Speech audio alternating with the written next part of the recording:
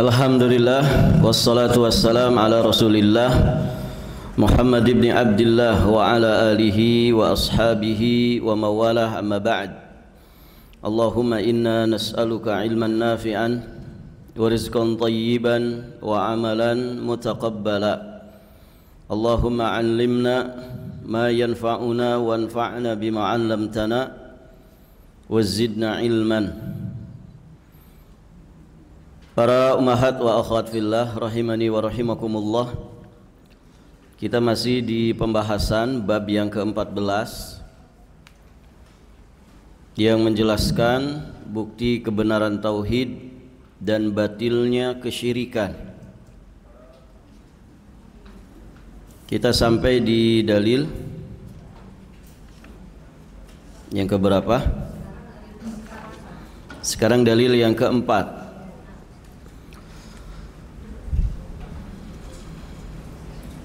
Qala al-muallif al-imam al-mujaddid Syekhul Islam Muhammad At-Tamimi An-Najdi Al-Hambali alaihi rahmatullah.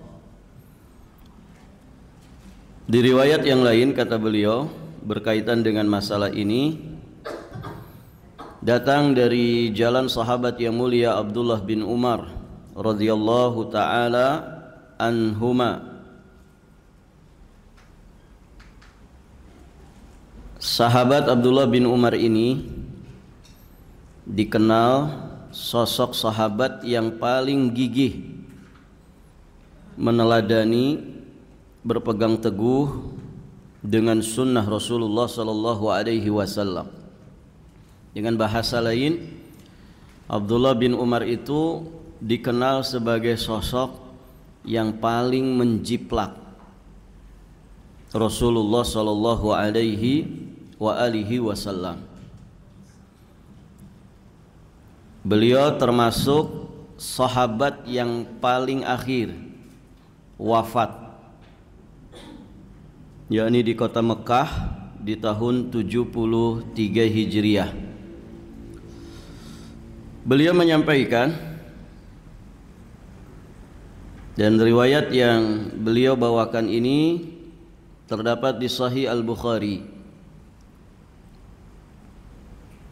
annahu sami'a Rasulullah sallallahu alaihi wa alihi wasallam yaqulu idza rafa'a ra'sahu minar ruku' fi ar-raq'atil akhirah minal fajri Allahumma al'an fulanan wa fulanan ba'dama yaqulu sami'a Allahu liman hamidah rabbana walakal hamd fa anzalallahu ta'ala laysa laka minal amri syai'. Wa fi riwayatin yad'u ala Safwan bin Umayyah wa Suhail bin Amr wal Harith bin Hisham fanazalat laisa laka minal amri syai'. Abdullah bin Umar menyampaikan bahwasanya beliau mendengar Rasulullah sallallahu alaihi wasallam berucap apabila beliau mengangkat kepala dari ruku pada rakaat terakhir. Jadi Abdullah bin Umar mendengar Nabi berdoa kepada Allah ketika mengangkat kepala dari ruku pada rakaat terakhir. Apa doa yang dibaca oleh Nabi?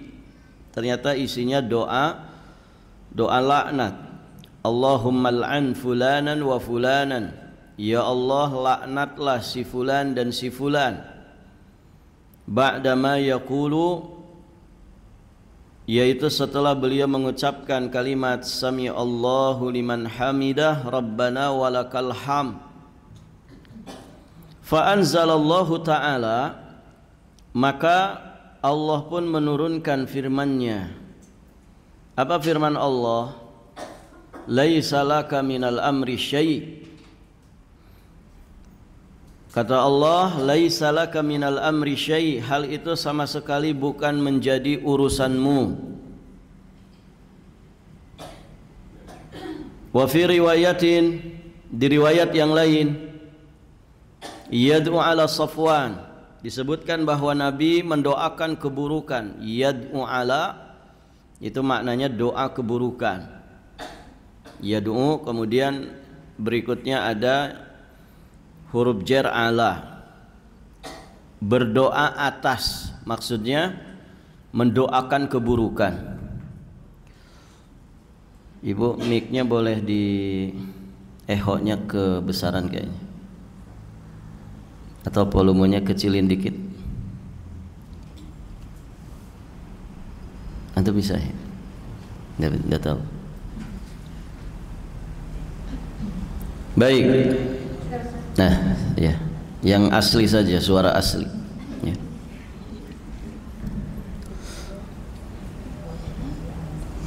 Karena zaman ini banyak yang palsu, ibu. Kita yang asli saja. Ya. Ibu-ibu yang dirahmati Allah. Jadi di satu riwayat dikatakan Nabi Shallallahu Alaihi Wasallam beliau mendoakan keburukan atas Sofwan bin Umayyah, Suhel bin Amr, kemudian Harith bin Hisham. Maka Allah Subhanahu wa taala kemudian menurunkan firman-Nya, "Laisa laka minal amri syai'." Laisa laka minal amri syai'. Kata Allah Subhanahu wa taala, hal itu sama sekali bukan urusanmu.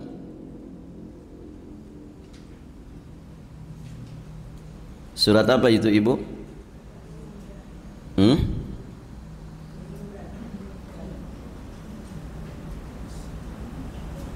Ayatnya di surat apa itu?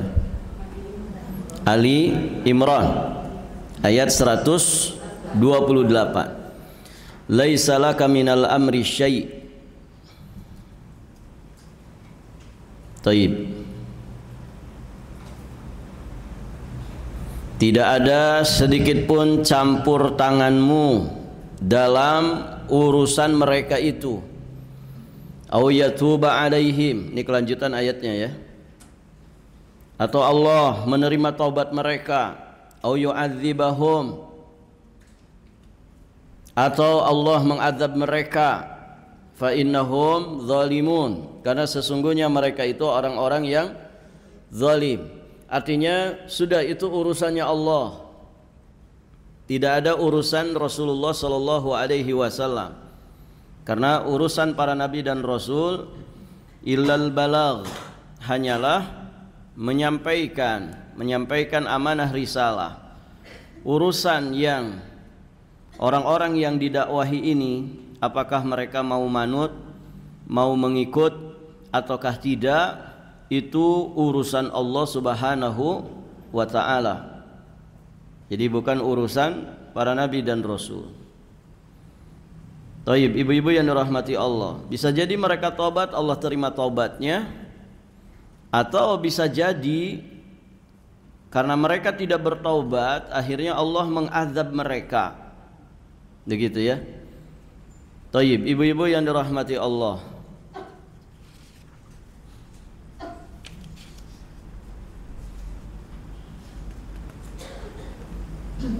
Ini mirip dengan riwayat sebelumnya, ibu ya. Di dalil yang ketiga, riwayat dari Anas bin Malik.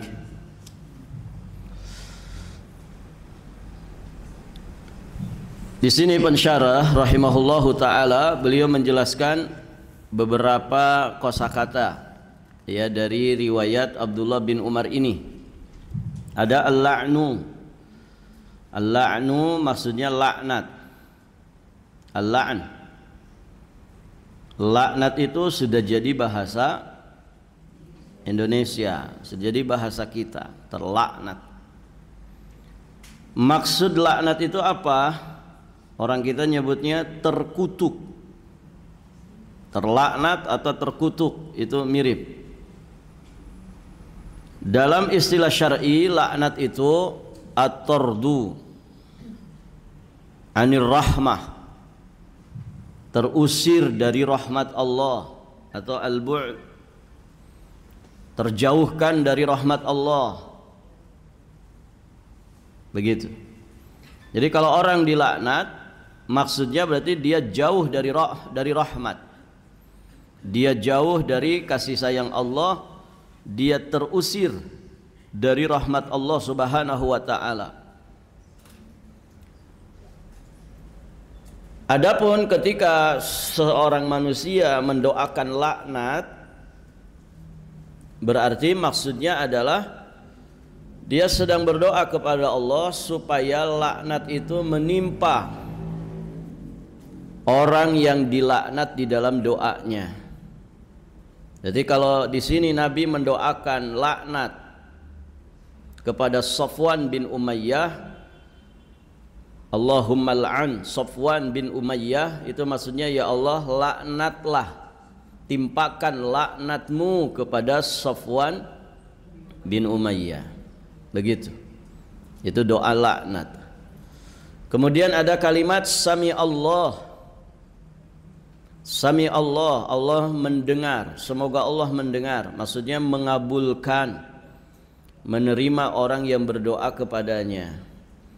Liman hamidahu, bagi orang yang memujinya.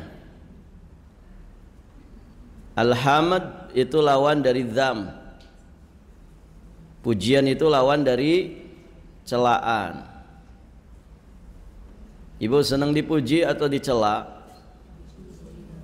Senang dipuji atau dicela? Sama saja, dua-duanya ujian. Dua-duanya ujian. Kalau kita dipuji-puji orang, itu ujian. Kita bisa tidak menahan hati untuk tidak ujub, tidak takabur. Makanya doanya apa kalau dipuji orang? Masya Allah, tabarakallah, alhamdulillah. Baru tahu ya saya itu bagus gitu. Apa Bu doanya Bu? Nggak pernah dipuji ya, kayaknya nggak tahu doanya. Ya minim-minim kan dipuji sama suami ibu sendiri gitu. Kalau bukan suami siapa lagi yang memuji? Tayyib. Apa doanya Bu?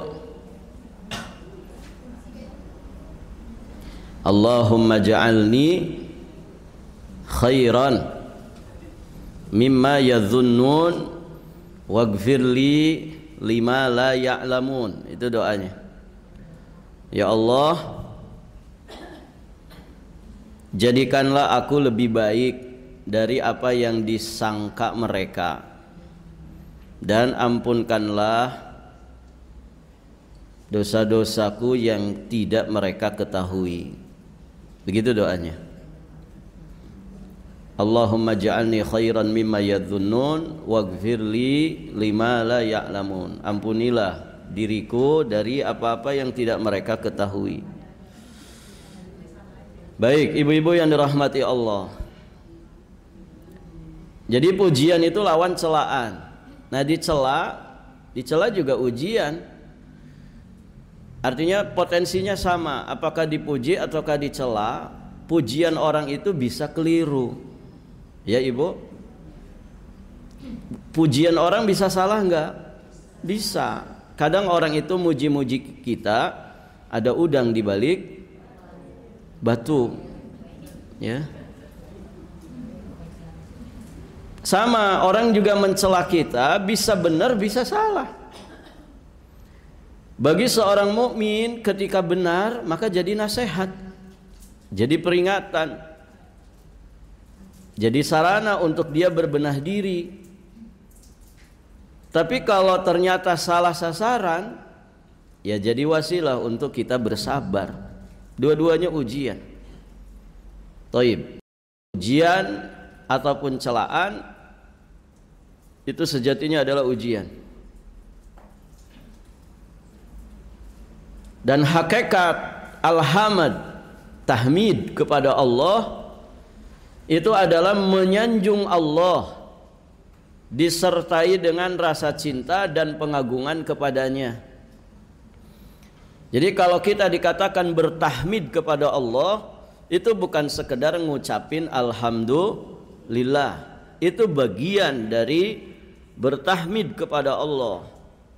Namun yang mendasar dari itu adalah ketika kita mengucapkan kalimat alhamdulillah itu disertai dengan kecintaan dan pengagungan kepada Allah Subhanahu wa taala. Taib, ibu-ibu yang dirahmati Allah. Karena ya kalau sekedar alhamdulillah, teman kita yang beda agama saja pinter, bisa kok. Masya Allah, alhamdulillah. Ya. Kan ada ya orang di luar Islam dikasih sesuatu, alhamdulillah. Ditegur sama temannya, kamu loh non muslim, astagfirullah, gitu. Ya. Masya Allah, gitu ya.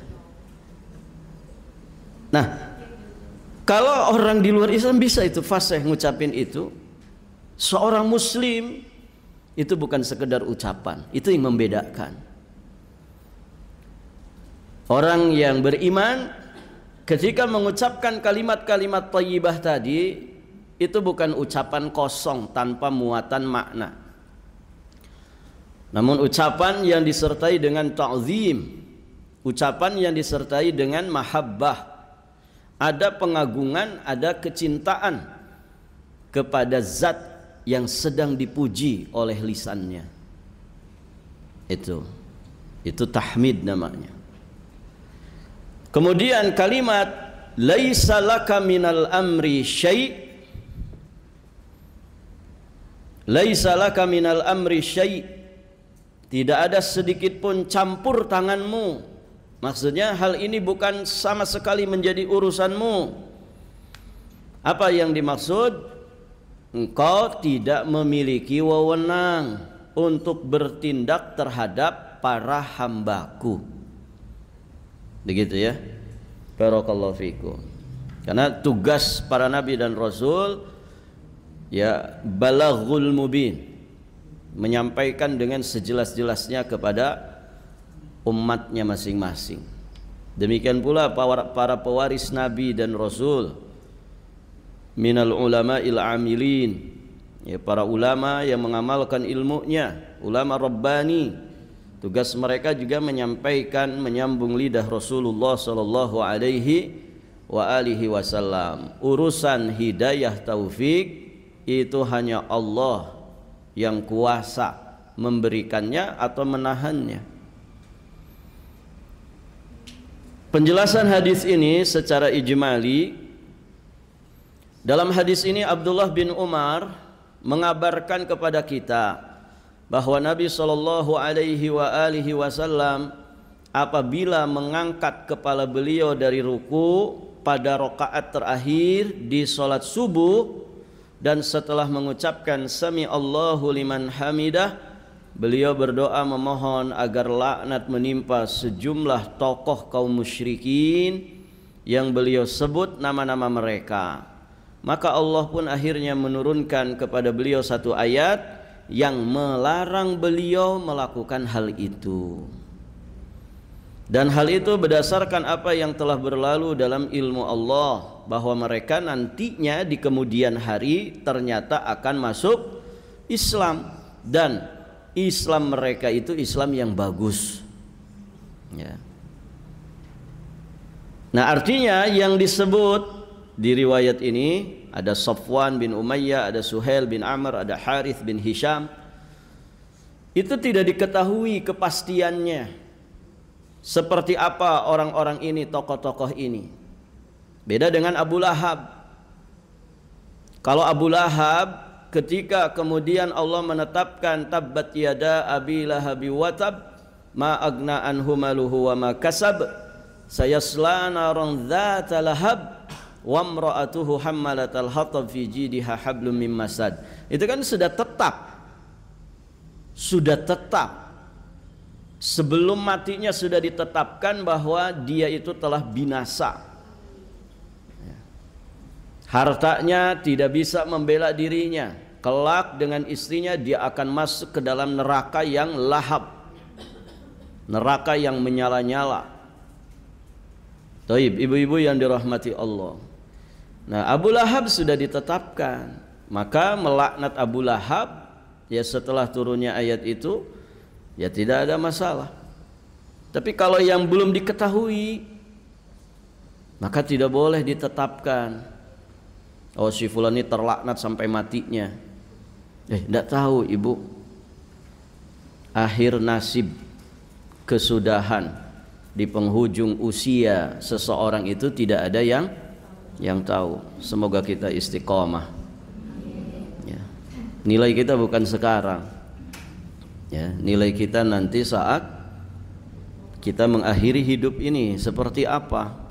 Makanya doa supaya istiqomah itu jangan ditinggalkan. Ya. Rabbana, apa doanya bu? La tuzigh qulubana ba'da idh hadaitana wa hab lana min ladunka rahmah innaka antal wahhab. Atau doa ya muqallibal qulub tsabbit qalbi ala dinik. Itu ya, itu jangan ditinggalkan doa-doa seperti itu. Semoga kita semua istiqamah di atas ilmu, di atas amal saleh, di atas kebaikan. Baik, faedah-faedah yang bisa kita ambil dari riwayat yang mulia ini, bahwasanya imam disunnahkan untuk menggabungkan antara mendengarkan bacaan dan bertahmid, memperdengarkan bacaan dan bertahmid. Ya, imam itu kan membawa jamaah, membawa makmum. Imam tidak boleh silent, ya, tidak boleh sir, dia harus jahar, memperdengarkan bacaannya, memperdengarkan takbir intiqalnya, memperdengarkan sami Allahu liman hamidahnya. Kemudian digabungkan dengan Rabbana walakal ham, itu bacaan paling pendek. Ada lagi yang lebih pendek, Rabbana lakal ham tanpa wawu. Itu datang juga riwayatnya. Kalau yang agak panjang, Rabbana walakal hamdu mil'us samawati wa mil'ul ardi wa mil'u ma syi'ta min syai'im ba'du. Taib, ibu-ibu yang dirahmati Allah. Jadi disunahkan bagi imam menggabungkan antara memperdengarkan bacaan dengan bertahmid. Maksudnya sami Allahu liman hamidah itu dikencengin. Imam kalau tiap gerakannya tidak dijaharkan, kasihan makmumnya ibu. Makmumnya ruku terus. Ini imam kapan iktidalnya? Padahal dia sudah iktidal tapi silent tadi. Ternyata dia sudah duduk di antara dua sujud, gitu kan. Kalau yang di depan, di persis belakang imam, tidak ada masalah. Dia bisa lihat gerakan gitu ya. Tapi yang di belakang, yang di ruang sebelah sana, yang di tingkat kedua, kasihan. Bisa berantakan itu sholat. Ya, malah saling noleh sama yang di sampingnya. Kasih kode gitu. Toib, ibu yang dirahmati Allah, bisa berantakan sholat. Maka imam itu dijaharkan supaya makmumnya bisa mengikuti dengan baik. Kemudian disyariatkannya doa kunut pada sholat subuh apabila ada kebutuhan untuk itu. Ini pembahasannya panjang ya, terkait dengan fikih sholat. Sebagian mengatakan ketika ada hajat, misalkan paceklik atau kaum muslimin sedang pada menderita, dilanda musibah, ujian, cobaan yang bertubi-tubi, ya, atau diintimidasi oleh para musuh, maka imam boleh ya berkunut, namanya kunut nazilah, gitu ya. Adapun terus-terusan, nah ini ada pembahasan dalam fikih. Sebagian mengatakan tidak dianjurkan, sebagian mengatakan dianjurkan. Yang ketiga, penetapan bahwa Al-Quran diturunkan dari Allah, bukan dari dari makhluk. Fa anzalallah laisa laka minal amri syai'. Nah, berarti Al-Qur'an itu munazzal, tanzilum mir rabbil alamin. Dia diturunkan dari Rabbul Alamin. Berarti Al-Quran itu bukan makhluk. Al-Quran itu kalam Allah, laisa bimakhluk. Dia bukan makhluk. Kemudian yang keempat, penjelasan bahwa para nabi tidak memiliki kuasa untuk mendatangkan manfaat juga madharat, serta tidak mengetahui perkara gaib. Dari sini kita memahami berarti pada diri Rasulullah itu tidak ada sifat-sifat ketuhanan. Maka Nabi seistimewa apapun beliau, setinggi apapun kedudukannya, tidak boleh didudukkan sebagaimana kedudukan Tuhan. Karena beliau bukan Tuhan, tidak ada sifat-sifat ketuhanan pada dirinya. Ibu, kalau Nabi itu tahu perkara gaib, tentu Nabi tidak akan mendoakan laknat kepada orang-orang yang tadi disebutkan. Adanya doa laknat dari Nabi itu karena Nabi tidak ngerti bahwa ternyata di masa yang akan datang 3 tokoh ini masuk Islam dan Islamnya bagus. Begitu. Barakallahu fikum. Hubungan ayat dengan judul bab dari sisi hubungan hadis ya di sini. Hubungan dalil ini terkait dengan judul bab menunjukkan bahwa para nabi yang merupakan orang-orang paling saleh tidak memiliki kuasa mendatangkan manfaat, tidak pula kuasa mendatangkan atau menolak madharat.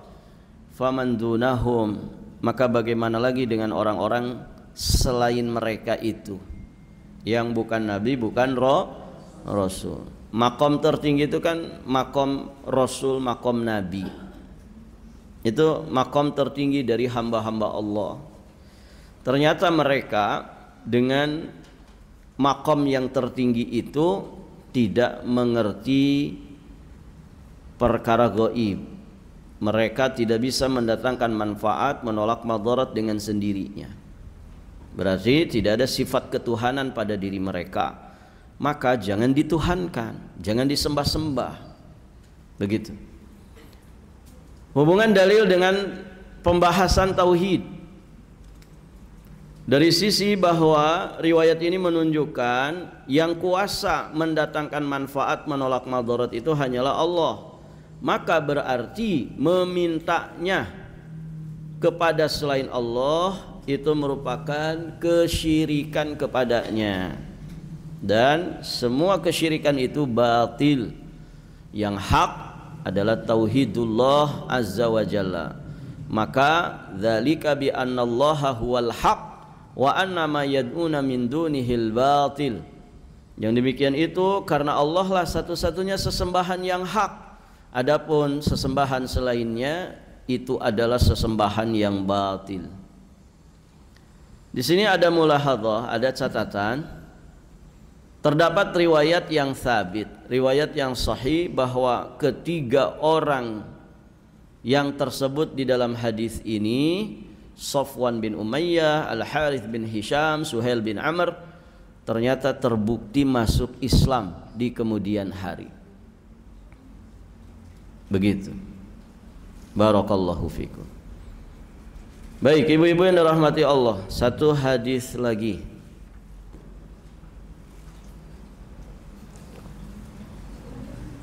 Dalil yang kelima. Masih cukup waktunya, Bu? Baik. Cukup ya, waktu masih banyak. Sampai asar juga enggak apa-apa. Di riwayat yang lain diterima dari jalan Abu Hurairah radhiyallahu taala anhu. Siapa Abu Hurairah, Ibu?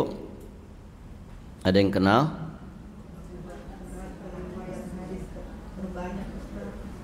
Beliau adalah, nama aslinya siapa? Itu loh, di footnote-nya ada.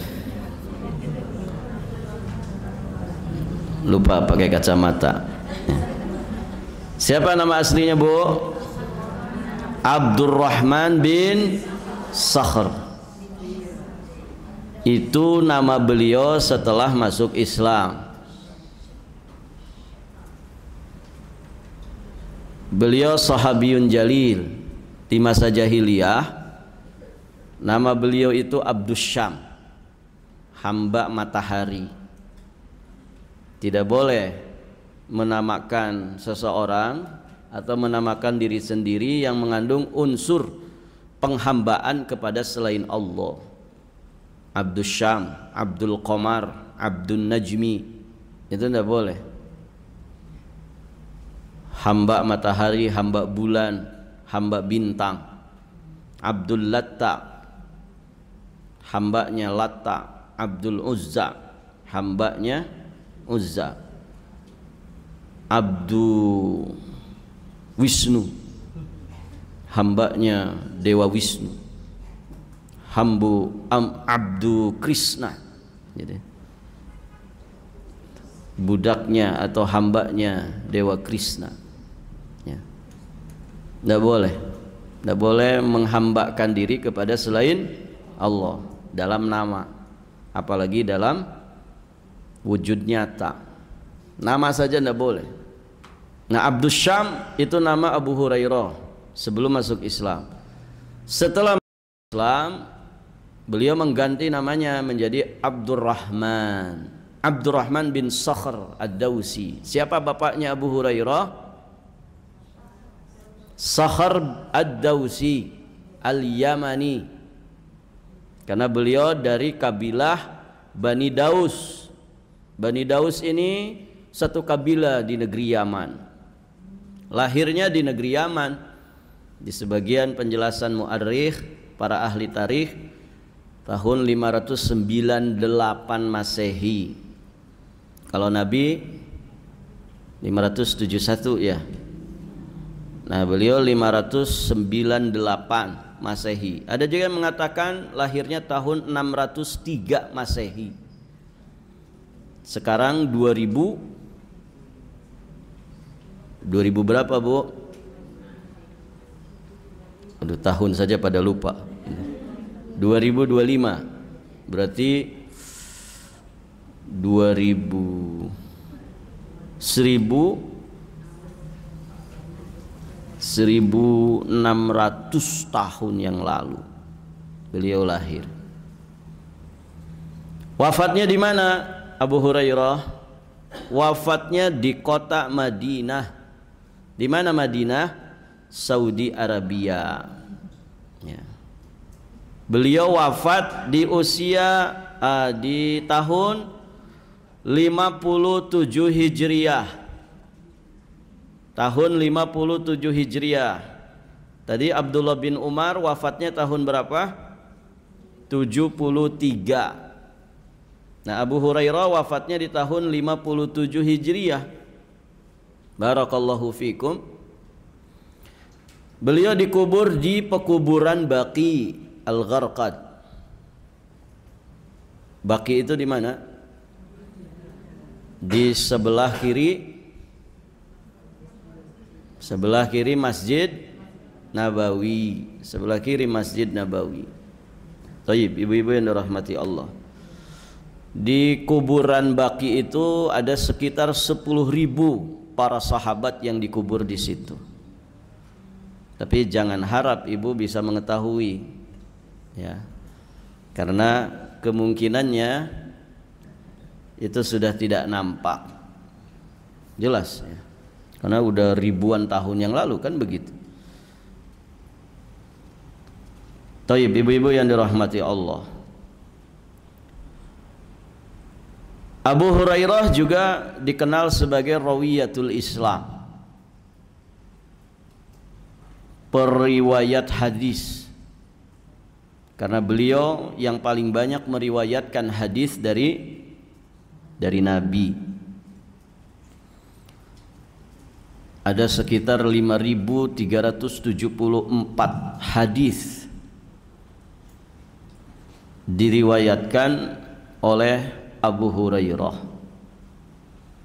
Kalau beliau meriwayatkan 5.374 hadis, berarti beliau menghafal enggak hadisnya? Ya hafal. Wong itu riwayatnya dari Abu Hurairah.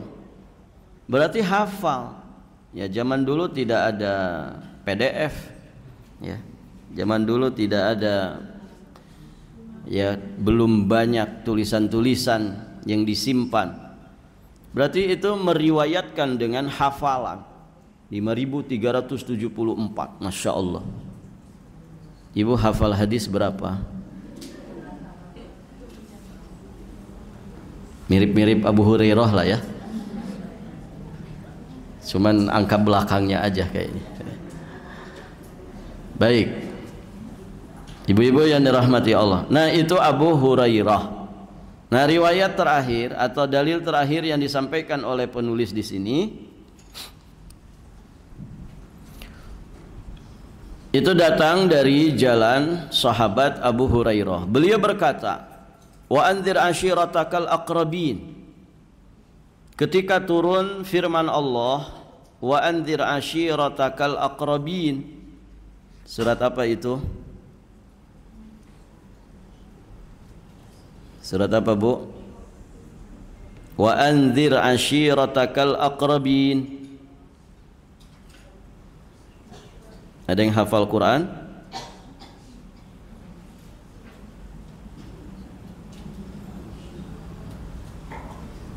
Ashiratakal aqrabin.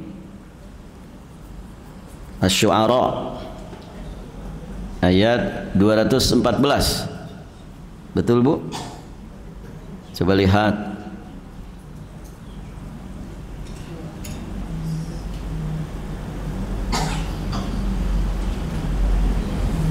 Ada Asy-Syura, ada Asy-Syu'ara.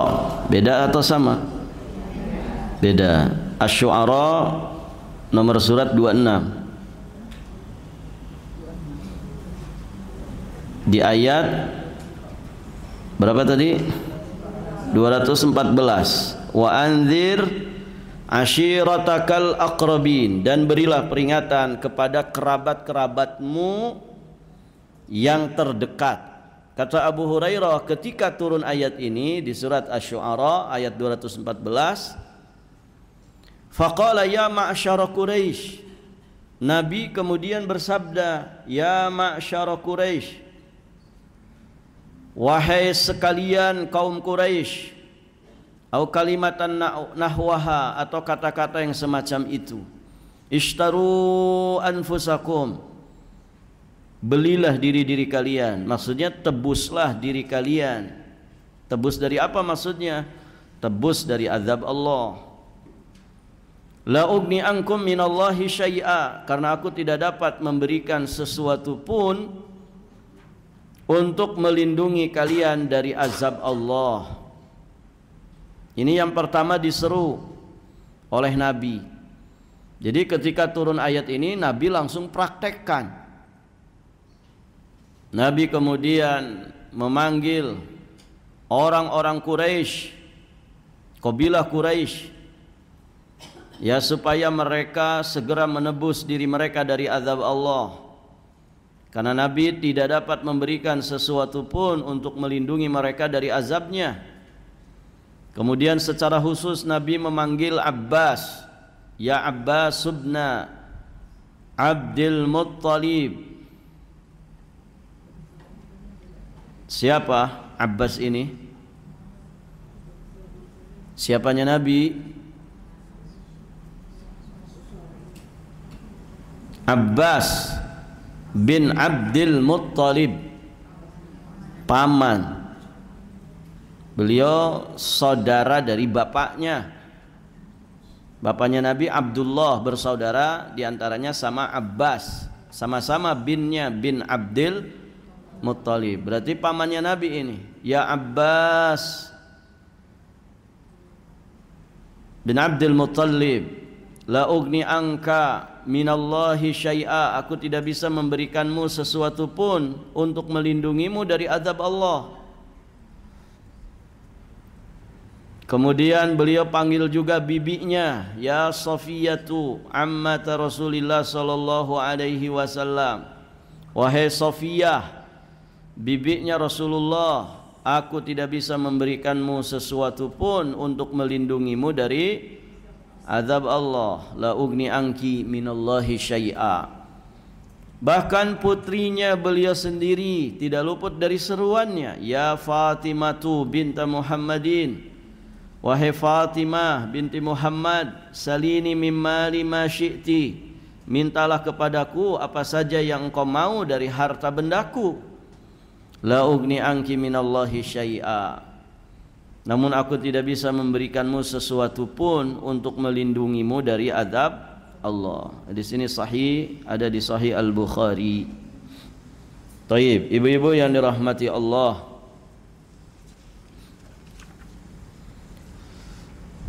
penjelasan kosakata dari dalil kelima ini ada kalimat wa anzir.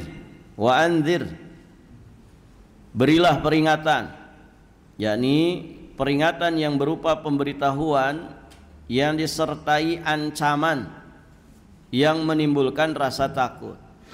Jadi peringatan yang disertai dengan muatan ancaman sehingga menghasilkan rasa takut, itu namanya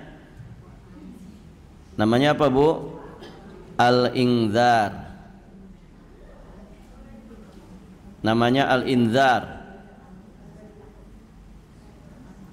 Ada inzarat, ada bisyarat. Inzarat itu peringatan keras begitu ya, yang disertai dengan ancaman sehingga menimbulkan rasa takut. Ada bisyarat. Bisyarat itu kebalikan inzarat. Bisyarat berarti kabar gembira yang menghasilkan kegembiraan dan kebahagiaan, juga harapan besar. Nah, Rasulullah itu basyiran wa nadhira. Nabi itu diutus memberikan kabar gembira, juga memberikan peringatan. Dan dua perkara ini sangat kita butuhkan dalam hidup. Ya Ibu, butuh enggak kepada peringatan? Butuh, supaya kita tidak terlena. Butuh tidak yang namanya bisyarat, kabar-kabar gembira? Sangat butuh. Indarat itu menghasilkan khauf, rasa takut. Sedangkan bisyarat itu menghasilkan roja, rasa harap. Dan dua perkara ini seperti dua sayap burung yang akan menyeimbangkan, menstabilkan kehidupan kita sehingga selamat sampai tujuan. Tidak melulu bisyarat, juga tidak melulu indarat. Begitu kan? Hidup itu ya memang begitu, warna-warni kehidupan. Kadang susah, kadang susah, kadang senang. Kadang gembira, kadang sedih. Kadang sehat, kadang sakit. Begitu. Jadi biasa saja. Kadang kaya, kadang miskin. Kadang lupa, kadang ingat. Kecuali hafalan, lupa terus. Ibu sudah hafal, masih ingat, masih lupa Ustadz gitu. Tidak apa-apa, yang penting jangan lupa sama suami gitu. Taib, ibu yang dirahmati Allah. Nah itu kehidupan. Jadi antara harap dan antara takut. Ibu kenapa datang ke sini belajar di sini? Kan antara dua. Ya. Saya berharap kebaikan Ustadz, berharap ilmu supaya jadi bekal untuk beramal soleh. Ya, saya berharap pahala di sisi Allah. Terus kenapa juga ke sini? Ya saya takut dari kebodohan. Kalau bodoh rawan celaka. Ya, bodoh itu gelap. Orang di dalam kegelapan itu rawan celaka. Makanya saya belajar supaya mengikis kebodohan saya. Saya takut bodoh. Kalau bodoh nanti tersesat. Kalau tersesat nanti su'ul khotimah. Kalau su'ul khotimah nanti disiksa, masuk neraka. Nah itu kan dua-duanya ada. ada harap, ada takut. Dan itu menyeimbangkan kehidupan. Kalau berlebih-lebihan di satu perkara, itu bisa menyimpang kita. Ya. Kenapa enggak sholat? Ya, saya berharap kok ampunan Allah. Allah itu kan Ghafurur Rahim. Ya. Kenapa berzina? Ya Allah juga Maha Pengampun kan. Akhirnya terus maksiat. Kenapa? Karena terlalu berlebih-lebihan dalam harapan. Berlebih-lebihan dalam takut juga nggak boleh. Kenapa? Karena akan menjadikan seseorang itu putus asa dari rahmat Allah. Gitu. Nah, inilah indahnya ajaran Islam. Ajaran yang paripurna, mengajarkan keseimbangan yang tepat dalam kehidupan manusia. Senangnya disyukuri, susahnya disabari, kan begitu. Dosanya segera ditaubati, begitu kehidupan. Thayyib, ibu-ibu yang dirahmati Allah. Nah, itu inzar, al-inzar, peringatan keras. Ashirataka, ashirah, itu maksudnya karib kerabat, anak-anak dari moyang seseorang atau anak-anak dari kabilahnya. Sebagian mengatakan ashirah itu 10 turunan, gitu ya. Ashirah. Jadi kakek ibu yang ke-10 ke bawah sampai ke ibu, nah itu masuk kategori ashirah. Al-aqrabin yang paling terdekat.